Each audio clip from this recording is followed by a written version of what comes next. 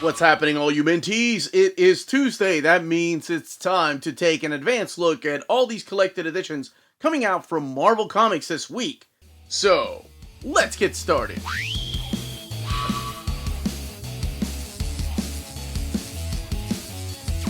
And welcome back, everybody. Before getting started, I want to give a huge thank you to David Gabriel and the fine folks at Marvel for sending us advanced copies of these books. These books are all due out in the direct market and book market on November 1st or 2nd, depending on where you get your comics. So we have a lot of trades, some epic collections here, some new epic collections rather, and an oversized hardcover. So let's go ahead and get started.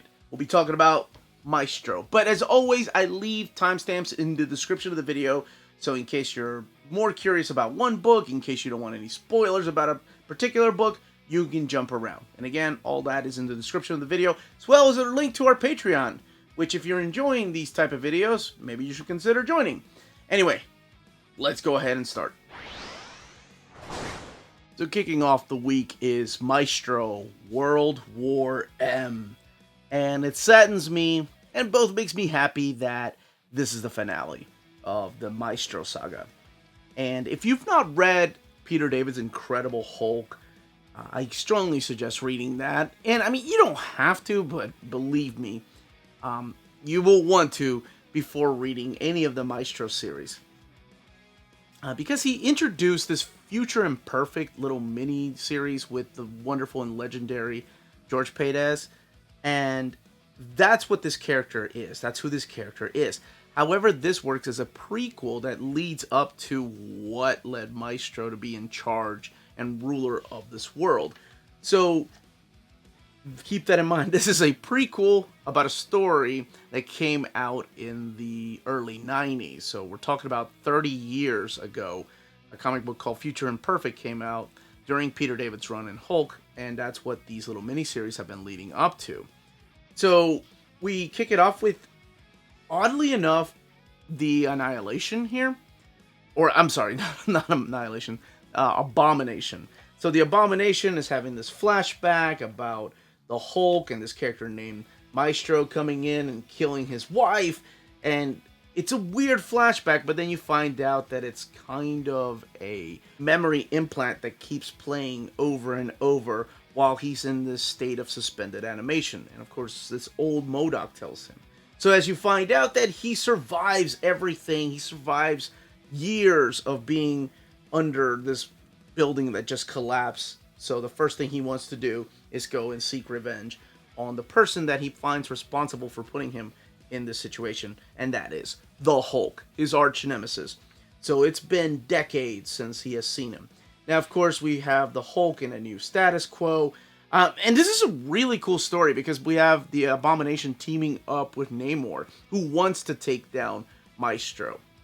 Now, I'm talking about Maestro and Hulk, and it might seem weird to you, so if you don't know who Maestro is, well, that's why I said to read Peter David's run. And I don't like spoiling things, but I'm pretty sure most people know, just based on the way that he looks like, who Maestro is. But in case, I'm being pretty vague. So yes, this is an alternate future.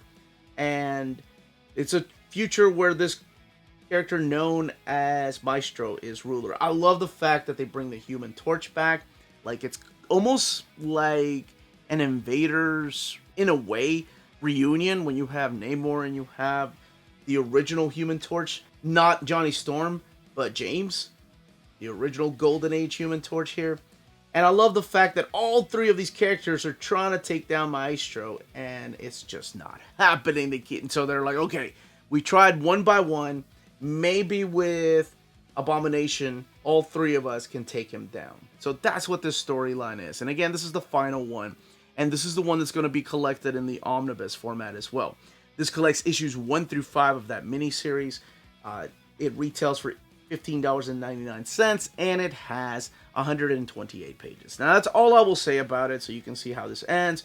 You can see what characters appear. Does his granddaughter appear? Let's look at the extras in the back. There is this letter, and it's a beautiful letter, and it's called By George. And it was written before George Paredes passed away, but he talks about his influence and how much he loved working with George Paredes. And eventually how that led into Sex and Violence, their series that they worked on together. And he talked about, just the friendship that they had. I love this letter. And it's even sadder that it was written before George passed away. Oh, man. Then you have some character designs here by Germán Peralta, who is the main artist on the book. And you also have Pasquale Ferry doing some of the flashbacks. But all of this written by Peter David. And here are your variant covers.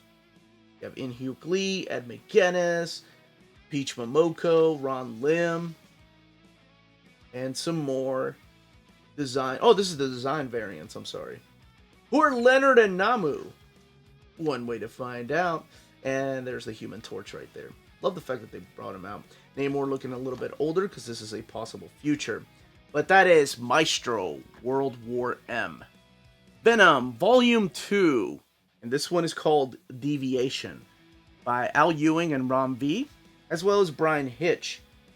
Now, on my channel, I stated how, Al Ewing coming out of his phenomenal run on Hulk, Immortal Hulk, coming to this, and it was just a weird transition, because maybe my expectations were high, and I hate doing that, and I tell my viewers, don't do that, don't expect, the greatest thing ever when your favorite writer's taking over the book. Sometimes that leaves you heartbroken.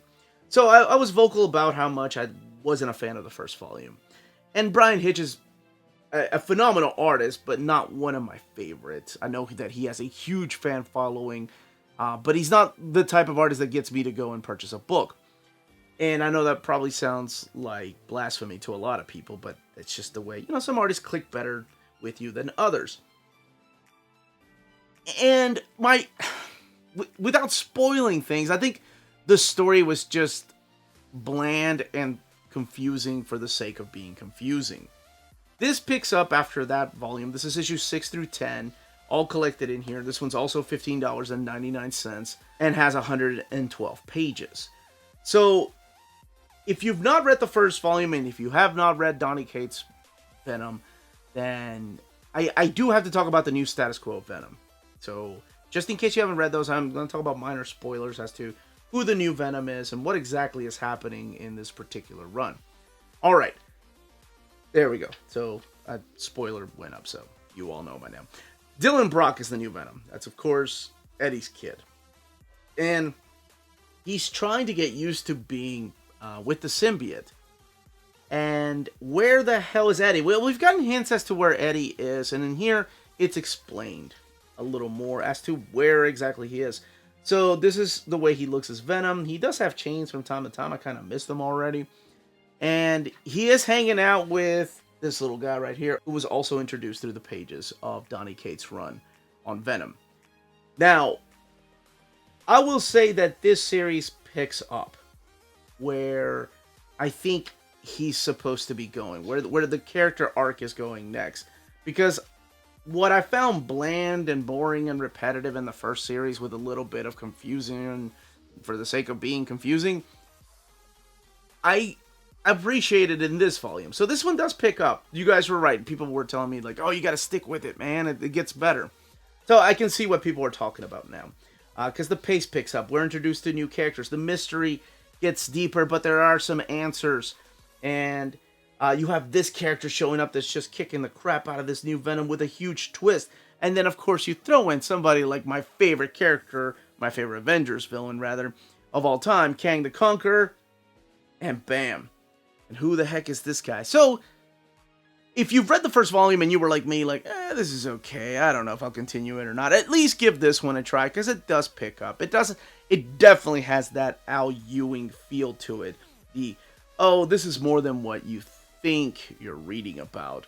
This is a lot more and deeper than what the first layer is, because much like his writing, there's different layers.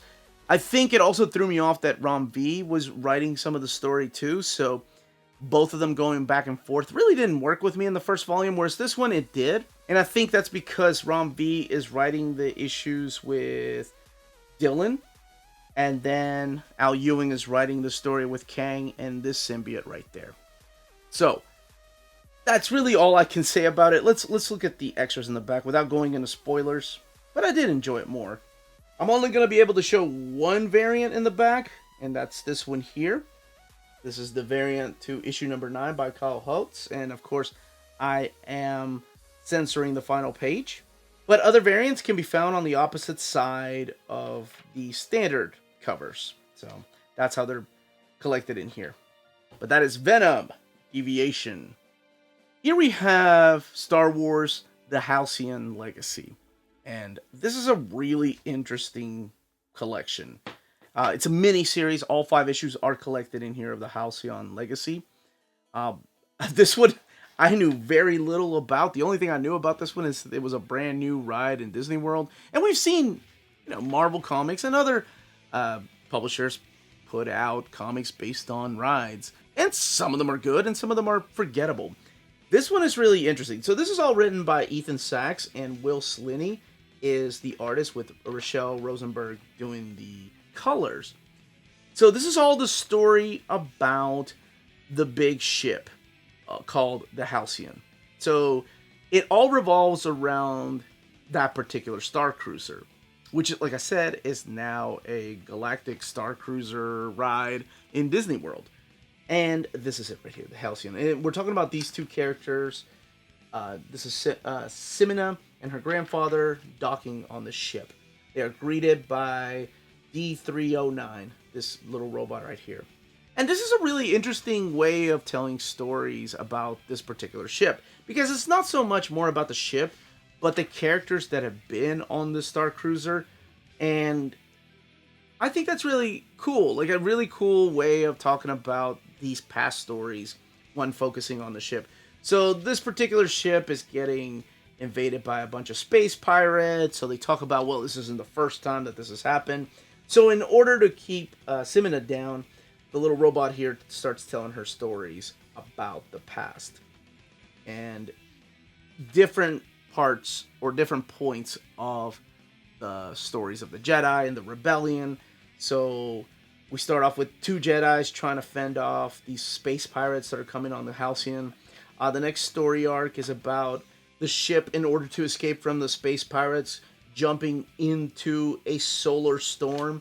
And he's like, no, that's not the first time that's happened. As a matter of fact, it happened when this bounty hunter, Aura Singh, was there. I like the way he tells this story, because Simina's freaking out, right? As any kid would when we're talking about pirates invading your ship and slaughtering everyone and taking everything. But the way he tells this story, it's almost like a happily ever after story. But if you know the story of Aura Singh, you know that that's not really true. But I love the way that he's like, oh yeah, maybe it didn't have a happy ending. And then we have a young Anakin Skywalker with Padme here when they were in love. This is after episode 2. So it's still him as a Jedi, and how they're protecting this ship from a Sith invasion. But you kind of get the gist, and the grandfather has a secret as to what he is doing on the ship. And oh man, and of course from the back you could probably tell that Lando makes an appearance, as well as all the bounty hunters. This is a really interesting book, like I said, with a flashback or in a story mode. Well, I can't really call it a flashback. It's more of D309's storytelling abilities. You're able to see what has happened in the past.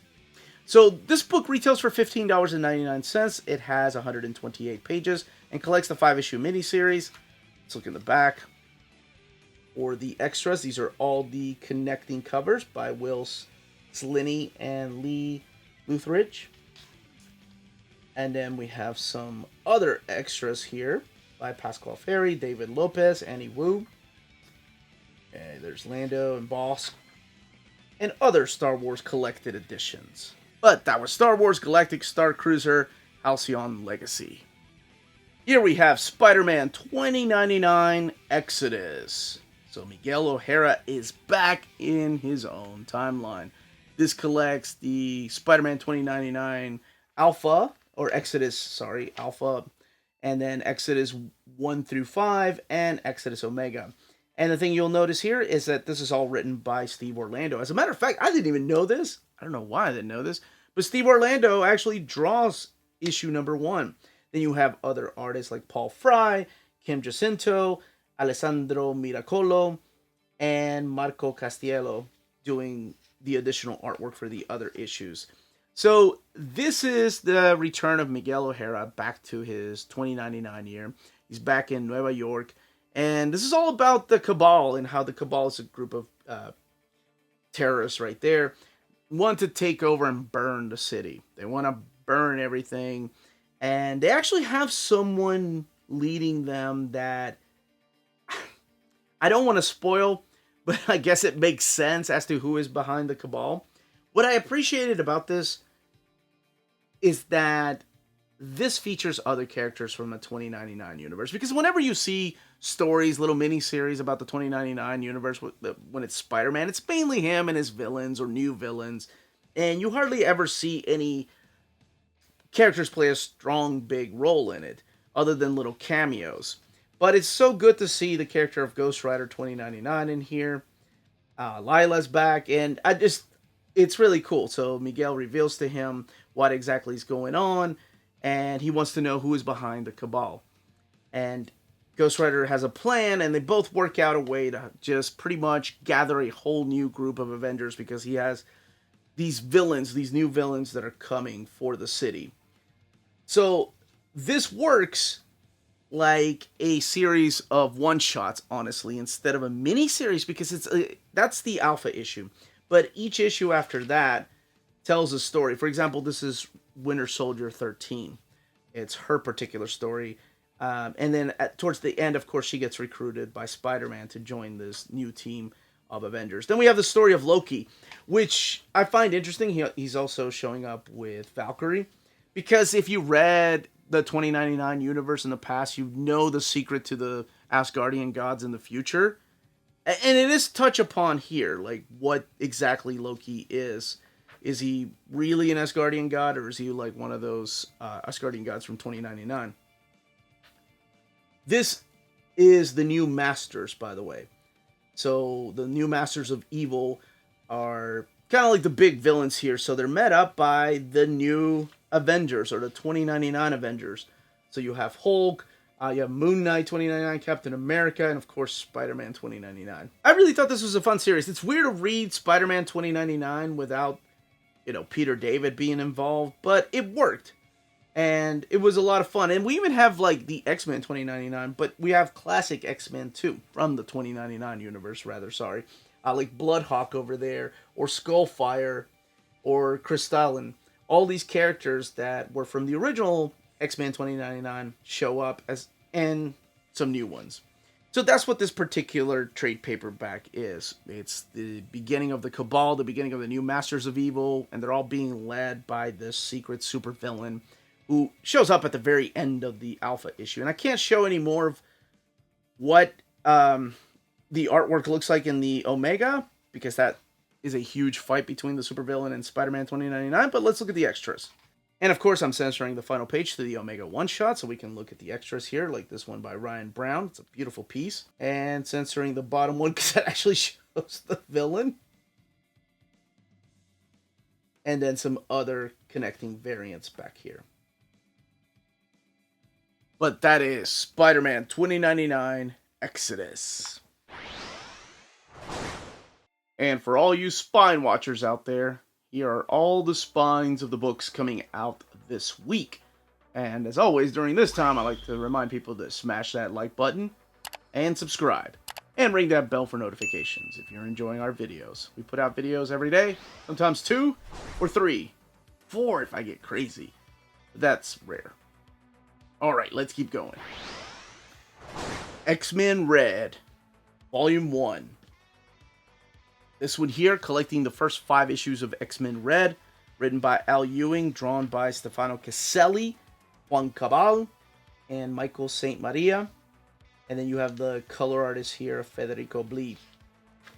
So, this one has 152 pages and retails for $17.99. What exactly is X-Men Red? Does it have anything to do with the previous Tom Taylor X-Men Red? No, it does not, other than the name. This is a really good story. Al Ewing, like I mentioned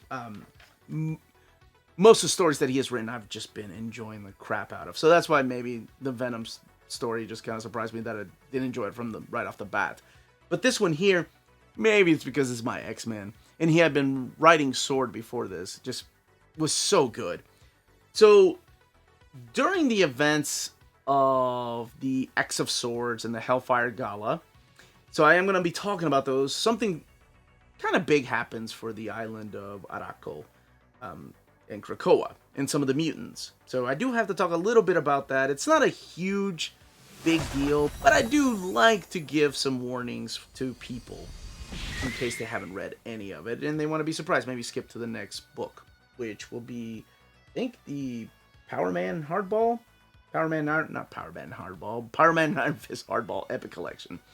Alright, so in case you've read those or in case you don't care about spoilers, what happened in those is pretty much Arako's people and some of the mutants have decided to go and live on Mars and colonize Mars.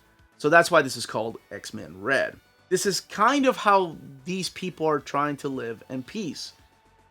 And Storm is approached by Abigail Brand that we need a group of X-Men on Mars, and you have to be their leader. And of course, she turns them down, and she turns down that offer. She's like, I am not going to do that. I'm not going to go and lead a group of X-Men on Mars. But eventually, of course, she changes her mind. So this one really focuses on the characters of Sunspot and Vulcan and Cable. And again, a little bit of a spoiler, but a Proud Star brother. Yeah, I'll just leave it at that. A Proud Star brother that eventually wants to get revenge on a particular character for, oh man, this is so weird to talk in code, for a specific reason. Man, that's as vague as I can be when it comes to that character. So that's what this is. This is the characters taking up the mantle of the X-Men up on the Red Planet. You have Vulcan kind of a little out of it, actually acting more like himself that I remember than the pages of Jonathan Hickman's X-Men. Could have been because of the whole Petra and Sway story arc. We're introduced to a newer character, or a new character. This is Tarn, by the way. He plays a big part in there too. We're introduced to a new character named the Fisher King, who has a big role to play with Cable. Magneto, I really like the way that Al Ewing takes Magneto back to that 80s complexity. And if you don't remember, 80s Magneto was a villain turned good guy because he just didn't have a choice. And then you realize that, wait, he wasn't really a villain to begin with. He just had a different approach at handling things than Professor X. Like, Chris Claremont and Louise Simonson both worked so hard to make Magneto this complex character, and it really showed in those pages. And I feel like that's the way that Al Ewing is writing him. He's torn between the right thing to do and, of course, going back to his villainous side. Now, this does have one story in here, and this isn't much of a spoiler, because I think most people probably know, that ties into the, yes, right here, the Axe crossover. So it's Avengers versus X-Men versus the Eternals, or maybe they're all holding hands. Now, if you've not read that, this spoils what's happening with the Eternals and Mars and Araco. So I'm not going to go into that territory, but I did want to talk about the character of Uranus, who is just this complete badass that is just wiping the floor with these characters. This is a character that, of course, was oh my gosh, I think he was introduced actually in a What If comic, but he is related to Thanos. So he is like Thanos, except a lot more ruthless. Like, he doesn't hold back like Thanos does. Now, one very important thing I didn't note that the people on the Red Planet, the X-Men, the mutants on the Red Planet decided to do is not to have the ability to come back to life. They said, no, this is it. We're not going to come back to pods. We're not going to come back to life. It's ridiculous. So it's kind of a game changer for the world of X-Men. And this shows what some of those ramifications can be. Again, I don't know if I would read this before reading that miniseries, because this spoiled something for me as far as what's going on with the Eternals, what's going on with Mars. So just as a warning. Man, I am censoring so many last pages today. Here is the cover to issue number 1, all the covers, and then the variant covers towards the back here. These are awesome. These are by Torrin Clark. Some of them are thumbnails, and some of them are full splash covers. That is a beautiful cover by Jen Bartel. Ooh, Arthur Adams. That is X-Men Red, Volume 1. Power Man and Iron Fist, Volume 4. This is the final volume, collecting the years 1984 to 1986. Issues 108 to 125. Now, this was my first time reading most, like 95% of the stories in here. It's my first time reading them. And if you've read the stories in here, the last part, you know what I understand the frustration of what people were dealing with, but I also see Christopher Priest's side. So yes, this is written by Christopher Priest, most of it, known as Jim Owsley at the time. You also have Alan Rowlands, Tony Isabella doing an issue here, Mark Bright actually doing one issue, and then Archie Goodwin. Greg LaRocque, Mark Bright doing most of the artwork, with Billy Graham and Steve Geiger doing a couple of issues towards the beginning here. So this is a really interesting era of Power Man and Iron Fist, because this is the end of this particular era. And it starts off with these goofy stories, and wonderful artwork, by the way, of them just, helping out a stuntman in Hollywood, taking a young lady to her first, this one right here, her first debutante dance. And it's those kind of stories. And then we get to this really interesting story with Captain Hero. This one right here. So we're introduced to this character of Captain Hero, who is kind of a jerk, who is trying to force himself to be partners with Power Man and Iron Fist. That's what he wants to do. That's his goal. So he decides to approach Power Man and let him know that, hey, I'm one of the good guys. I can do this. I can become a sidekick. But then you find out that why he's acting all bratty, why he sounds like a kid, it's because he's a kid. He had been around some radiation that had turned him into this character named Captain Hero. However, that has had a side effect on him, and his body is dying. So he's acting a little more bratty than usual, because it's a good story that actually has something to do with the ending that left me like, what? But yeah, Iron Fist has no idea that this is just a kid, so he goes and punches him and accidentally knocks him out, and doesn't kill him, but hurts him really bad. So that's when Project Pegasus shows up, and they're like, hey, we're gonna take the kid with us. We feel like he'll be safer with us. John Byrne supplying a lot of the covers during this particular era. And that actually has sort of a conclusion there, but the kid, Captain Hero, will come back. And just showcasing some of the artwork here, because I know we gotta go on and talk about 2 more books. This is a really good story right here that kind of leads into what the last and final story arc is gonna be. It's where Danny gets really hurt and it's almost freezing to death. So both of the characters end up going back to Danny's true roots. We have the return of Colleen Wigg and Misty Knight right here. Colleen almost acting out of character. Now, I didn't read this until this year. Like, I had not read these stories, but I knew about these stories. But if you read Namor I guess they pronounce it Namor, according to the movie. Oh boy. If you read Namor in the 90s, the John Byrne Namor, there was a big retcon to this last story arc. Not just for Power Man and Iron Fist, but other characters that show up here. That's what I read first. So going back to this was really strange, because I knew what the retcon did with this, and I'm like, oh, okay, I can see why they retconned it.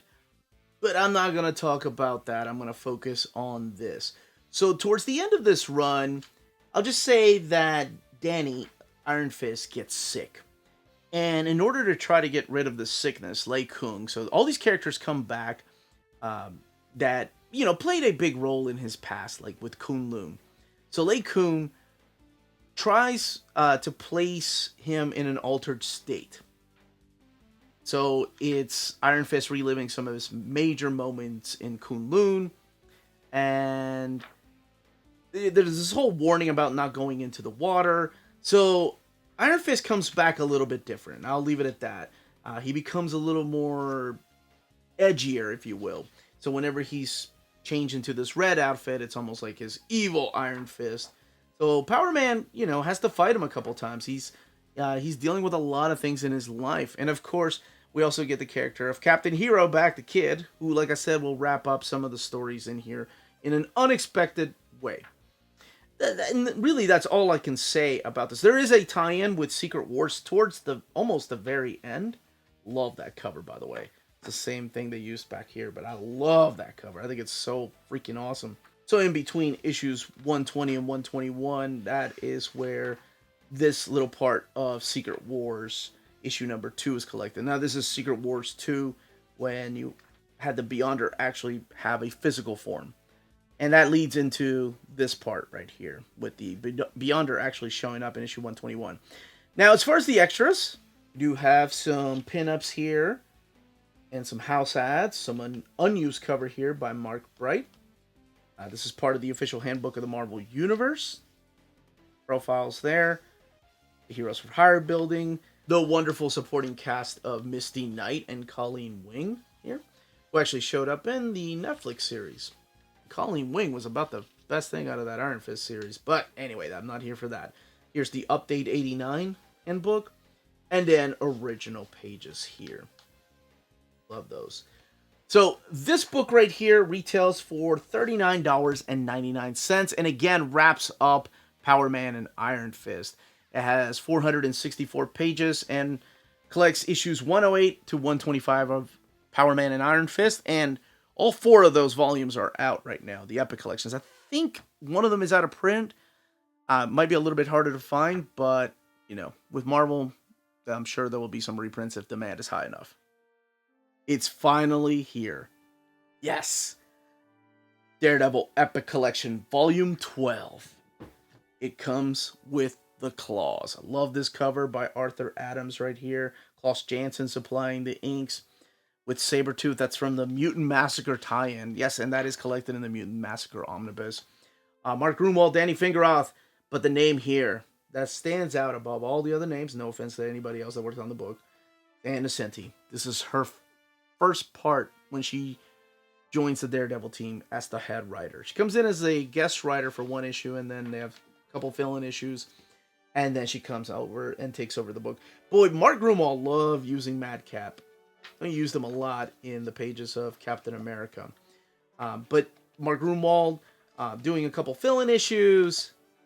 And then we get some stories here by Danny Fingeroth. And the artist to take note here is Steve Ditko. Now, Steve Ditko doesn't do the actual pencils. He does the actual layouts for 2 issues. But that's just really nice. And it's a nice story between Daredevil and Mr. Hyde. I love those anniversary issues. Holy crap, we have Barry Windsor-Smith. There's so much good art in here. Todd McFarlane does an issue in here, a fill-in issue. But this is Barry Windsor-Smith right here with Ann Nocenti writing this particular story. And man, it's just so good to see Barry Windsor-Smith. This is also the return of Natasha Romanoff, playing a big part in Daredevil's life. Like, she comes back. Ann Nocenti brings her back. It's kind of like his supporting cast. This is a John Harkness story with Lewis Williams doing the artwork. And Lewis Williams sticks around for a little bit.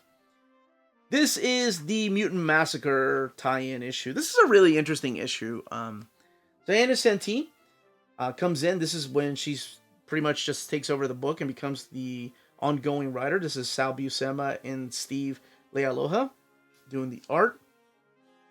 And one of the things that Ann Nocenti does is bring her characters of the Fat Boys back to the Marvel Universe to play a bigger role. Because, I mean, they first appeared in the pages of Longshot. They're these little kids that are all brought together because they like skateboarding. And they all become Daredevil's friends.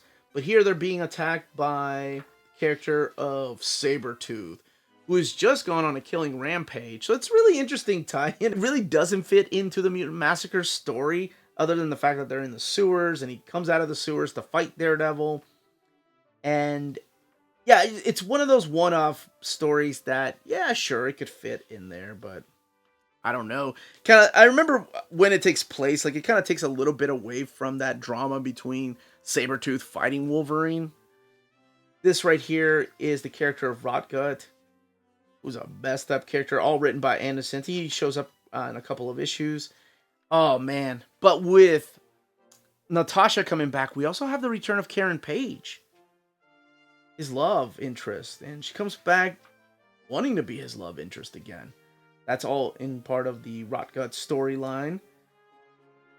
So this is a really interesting collection because not only do we have a tie-in with Mutant Massacre, but we also have a tie-in with The Fall of the Mutants. And that's coming up here. That's got wonderful artwork by Rick Leonardi. And then we get the ongoing artist who will take over the book too.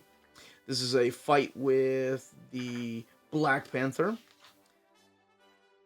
In case you don't know where Wakanda is, get you a nice jacket, letting you know where the Kingdom of Wakanda is. We're ready to come back to this issue right here with an awesome cover. But this is the issue that has fill-in artwork by Todd McFarlane, Al Milgrom supplying the inks for his art. It's a Christmas issue, and it's about a demon. But you can really tell the McFarlane stuff that's in here, like his poses and his lines for detail. You can kind of tell that this is, the beginning of his stint, which will become the phenomenal, legendary stint on Spider-Man. Why did my brain just go blank? This is the Keith Giffen issue right here. And then we get Rick Leonardi stepping in. Now, he's a guest artist for a couple of issues. This story right here, oh my gosh, it's so good. It's about Bushwhacker, this character who's been around for a while, but he's going around and killing mutants. And it's rough, man. Like, there's this part where he kills a young girl, like, just shoots her dead. And Wolverine is trying to stop him. And Wolverine is telling Daredevil, like, hey, yeah, this part right there, man, that was brutal. Wolverine feels like he's failed her, right? So he's like, I'm going to go and kill Bushwhacker. I'm dealing with this the only way I know how, and that's to take him out. So Daredevil is, of course, like, no, we got to put him on trial. We got to make sure that the system doesn't fail us. And Wolverine's like, no way, bub. We're going to put him down like a rabid dog. Oh my gosh, it's so good. And yes, right here. Look at that cover. Oh my gosh. So this is both of them at odds at first. It's such an awesome story because it shows you both sides. Like, do we kill somebody because we know they're going to commit the same crime over and over, or do we make them face the system? It's a really good story, and I love both sides, how they're arguing back and forth, and they have this fight, and then they're like, okay, we got to team up to take him down. And then we get John Romita Jr. coming in as the ongoing artist for the book. So this all the stuff here, him and Innocenti worked together for a few years. After this, he becomes the ongoing artist on Daredevil. And this is the first time he drew Daredevil. This is before the Frank Miller Daredevil The Man Without Fear. And here's the Fall of the Mutants tie-in issues right here, which is pretty interesting. Again, teaming up with Black Widow. And let's look at the extras. I'm going to say that, man, Innocenti just had a way to pull at my heartstrings at that age. Not only with the mutant storyline with Bushwhacker, Wolverine, and Daredevil, but you also had the storyline of Kane, who I was like, I don't like Kane. But then you're like, oh, that's not right. That should have happened. Some original artwork here. And she did that quite often. This is promotional story right here from Marvel Age Annual number 2, which, hey, it's getting an omnibus. I believe this is from Editor's Month, if I'm not mistaken. This is Assistant Editor Dwight John Zimmerman. Marvel Age.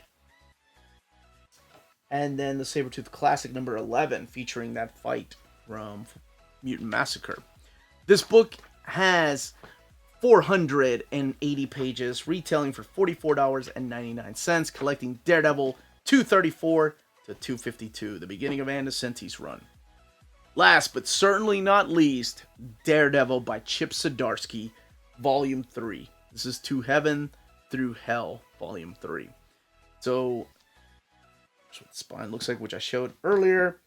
Who is this young lady dressed like Daredevil? All right. Before opening this book up, because even the artwork will spoil some things, I am going to give you a little spoiler warning that I do have to talk about some of the things that happen in Volume 1 and 2 that lead into this, why they are happening here. So just in case, minor spoilers, and while that little thing is playing, the book retails for $44.99, collecting Daredevil 1 through 30, or 21 through 32, apologies, and annual number 1. It also has 264 pages. All right. So let's get this open. Again, it comes with a dust jacket, and here is what the flap looks like on this side. Underneath this dust jacket is this fight of this young lady dressed as Daredevil, but hey, you're here. With spoilers, minor spoilers, but that is the new Daredevil, fighting this character right there of Typhoid Mary with the symbiote because of King in Black. So we do have a new Daredevil. But before we talk about the new Daredevil, we have to talk about the first story arc. I love this right here. Marco Checchetto, man. Alright, so all of this written by Chip Zdarsky, Marco Checchetto doing most of the artwork in here, Manuel Garcia doing the artwork in annual number 1, Francesco Mobili, and Mike Hawthorne supplying additional artwork. So this is in the aftermath of the previous volume. So what happened in the previous volume is that Daredevil accidentally killed someone. Now, he himself makes the decision that he is going to go get arrested, and he is going to go and do jail time and prison time, because he feels like if he doesn't do that, then the system has failed us. This is about the only thing I didn't really like about it, because Spidey is almost out of character right there. Now, that's just something that we've seen before, right? We've seen this over and over, and just recently too. We've seen Daredevil, Matt Murdock, go to jail, and someone else take the role of Daredevil. However, this time, it's not Matt that's going to prison. It's actually Daredevil, so he keeps his mask on. Now, if you feel like that's ridiculous, how is he going to keep his mask on? It makes no sense. Well, I'm just telling you what is written, and it actually works. The annual serves for the pure purpose of reintroducing a character that will be later on used in this run. Now, it was a character that some people were happy to see return, and others were like, oh, I could have done without that character forever. But regardless, that character made a return. But he does play a big, important part in this run. So yes, towards the end of the first arc is when Matt Murdock decides to go to prison and serve prison time because he is found guilty, even though he accidentally killed the guy. Now, who in the world is he going to leave as Daredevil? He only trusts one person, and that is Elektra. So that's what that cover is. Elektra becomes the new Daredevil. She gets an awesome costume. She herself has her own adventure, kicking it off with King in Black tie-ins. And I do appreciate the fact that they're King in Black tie-ins, but Chip Zdarsky's still able to tell just a Daredevil and Elektra story, also deepening the character of Typhoid Mary, because I feel like the character of Typhoid Mary is so underused or overused for the wrong reasons. A lot of people are just like, she's a crazy. She is so much more complicated than that. And since he created that character with just this pure passion and fire, and actually made sense. And then there were writers, not saying any names, that just completely did not understand the character and just wrote her off as crazy lady. Now, the Kingpin and Typhoid Mary are also taking this time while Matt is in prison, and we have a brand new Daredevil to build up their army, because they're in for something huge. Something big is going to happen. And we also have the character of Alice, who is kind of like the new Daredevil sidekick. And that's really all I will say about it. It is an interesting series that has just been firing on all cylinders. If you're not reading it, oh my gosh, it's so good. This is the payoff for everything building up to this and slowly building. We even go back to a little bit of a storyline from Charles Soule's run. So I think this is probably one of the best collections that has come out. And let's look at the extras in the back. So we have some variant covers back here. This one here is printed at the iMac printer. But I'll be honest, I thought it was printed at the Donnelly printer because the paper seemed a little bit thicker than some of the iMac prints. But then again, I don't know. Sometimes I second guess myself. I love that cover right there. It's a Masterworks cover. Man Thing Mondays, baby! Except it's Tuesday. Carlos Pacheco, and then some original artwork. I'm just glad that somebody put Checchetto on a phenomenal book with a great writer and both of them are telling one hell of a story. So, that's it. That, as they say, is that. If you're interested in purchasing any of these books, don't forget to check out our sponsor. This episode is brought to you by cheapgraphicnovels.com, your online home for graphic novels and collected editions up to 50% off cover price. They have excellent shipping and prompt and helpful service. Check out their bargain deals for up to 90% off cover price. And don't forget that CGN also takes pre-orders. That way you don't miss out on the hottest releases. And they are currently running a special promotion for you Minties. If you're a first-time customer, after receiving your order confirmation email, reply back to that email and let them know Near Mint Condition sent you their way. They will then apply a free shipping promotional credit to your next order in the US. Cheap Graphic Novels, your source for the hottest books with the kind of deep discount, quality shipping, and customer service that will keep you coming back for more. And that was the content and page count of each of these collections. Let me know in the comments down below which ones you are picking up. Is this the way you're getting Daredevil? Well, you may have missed out on the first volume. Believe me, I've been asking if they're going to reprint it. And last I heard about 5 months ago is not at this time, so I may ask again if they're reprinting the first OHC. If this is the way that you're collecting the X-Men, or you're going to wait for the anthology, whatever that might be. It might be Destiny of X by the time we get into those anthologies. And Epic Collections. Are you hoping one day we get an Andersenti Epic Collection? What about Power Man and Iron Fist? Do you want to see that in an omnibus format? If you have any questions, leave your questions down below. Don't forget to smash that like button. Everyone stay healthy and safe out there. Much love.